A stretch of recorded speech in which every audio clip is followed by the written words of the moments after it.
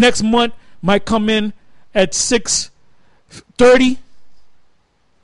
You go a couple of months down, it might be 5 something, 5:20, or it might be 7 something. So that's why when you calculate those times, it works out to 29 and a half days. Like I said, when you go on a calendar, a lunar calendar, and you check the days, it works out to 6 months to 30 days and 6 months to 29 days.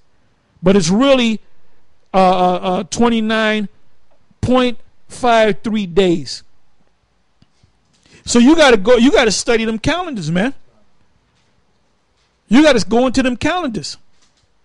Then you use the thing about the Lord dying on a particular day, and he had to raise that. It didn't say nothing about them coming.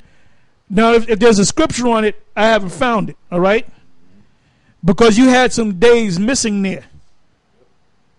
The Most High didn't give a chronicle on this day. He was there, then the next day, then the next day, then the very next minute they came. No, that's not in there, man. Because remember, when you go back to the account, did not they send guards to guard the sepulcher? You bring it out if you got it. So you think they're going to go 2 days and go around there? The guards are going to take them. They had to wait until the so-called coast is clear. And was it Pontius Pilate, if I'm not mistaken, or Herod? It was one of them that said, look, secure it. It was Pilate. Secure it until, because, but now the reason why they said that, because they might come back and take the body out and say, yes, he risen. So they had guards there. They had to wait until the coast was clear.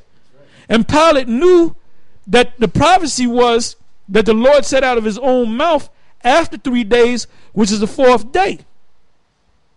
Which is the fourth day. It could be a minute after the third day. That makes it the fourth day. It can be an hour after the third day, after the sundown. That's still the fourth day.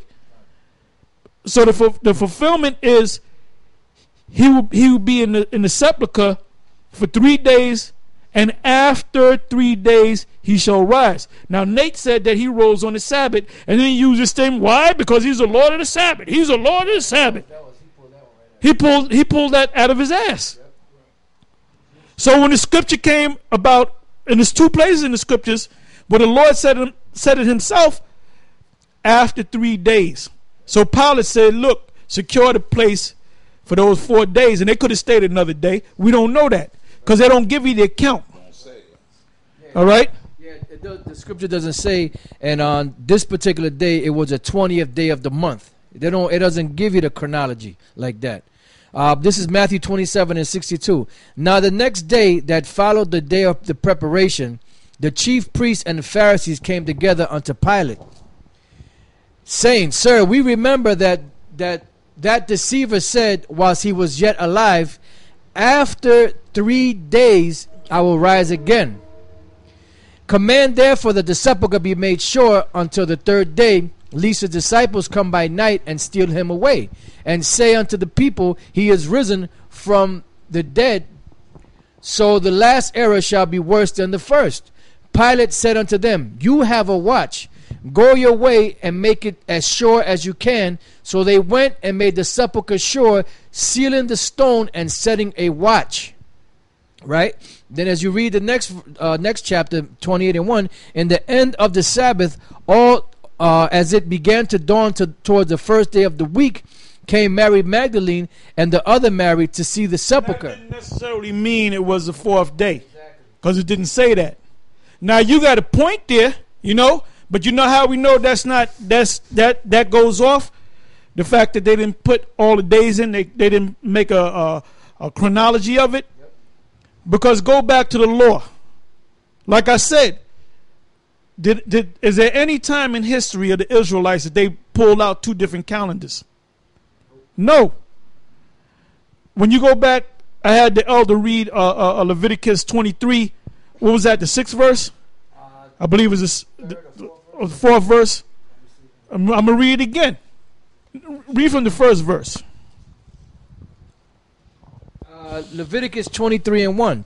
And the Lord spake unto Moses, saying, Speak unto the children of Israel, and say unto them, concerning the feasts of the Lord, which you shall proclaim to be holy convocations, even these are my feasts. 6 days shall work be done, but the 7th day is a Sabbath of rest and holy convocation. You shall do no work therein. It is the Sabbath of the Lord in all your dwellings.